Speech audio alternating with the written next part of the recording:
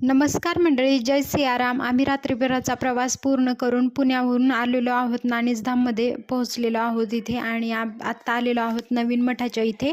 तर वरती आता जाण्यासाठी आम्ही निघालो आहोत. आत्ता वाजले होते 5:30. तर काकडा आरती वगैरे अजून इथे लागली नव्हती, मंदिर तसं बंद होतं. वरती आलेलो आहोत आम्ही गणपती मंदिराच्या इथे आणि वरती अजून सेवेसाठी आलेल्या एक ताई पुढे आमच्या जात होत्या. त्यांना विचारलं, ते आले होते नाशिकवरून.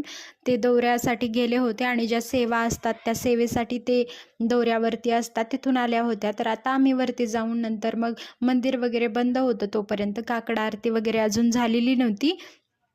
तर मग नंतर आम्ही धर्मशाळेमध्ये आराम करणार होतो आणि मग नंतर तिथून आवरून मग पुढे दर्शनासाठी जाणार आहोत. तर माझा पूर्ण व्हिडिओ मी या चॅनलवरती अपलोड केलेला आहे, तर नक्की बघा. मग आता ऊन पडलं होतं, इकडे खूप सुंदर वातावरण होतं आणि बघा आता आम्ही आवरून निघालो होतो पुढील दर्शनासाठी. तर दर्शन वगैरे कशाप्रकारे आमचं होईल हे पूर्ण व्हिडिओ मी माझ्या चॅनलवरती अपलोड केलेला आहे, तर नक्की बघा.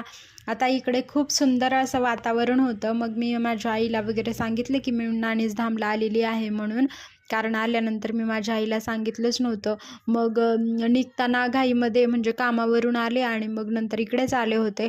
तर मग इथे आम्ही फोटोज वगैरे काढून घेतले आणि बघा खूप सुंदर आपल्या नाणीजधामचं वातावरण आहे.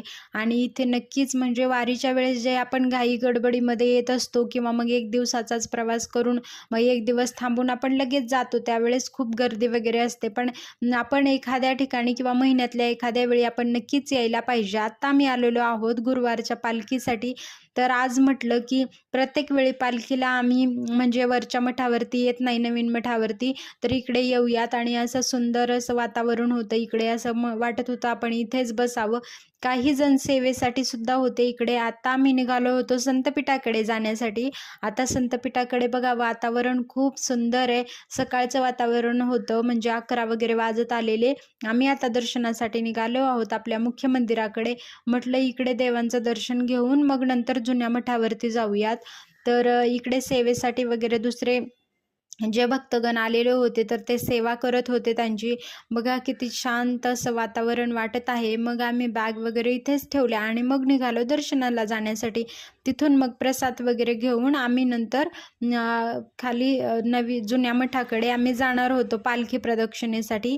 दुपारची 2:30 वाजता वगैरे आम्ही जाणार होतो, कारण दर्शन इकडे म्हटलं आधी आपण दर्शन घेऊयात. प्रत्येक वेळी वारीला आल्यानंतर घाई गडबडीमध्ये दर्शन वगैरे होत नाही.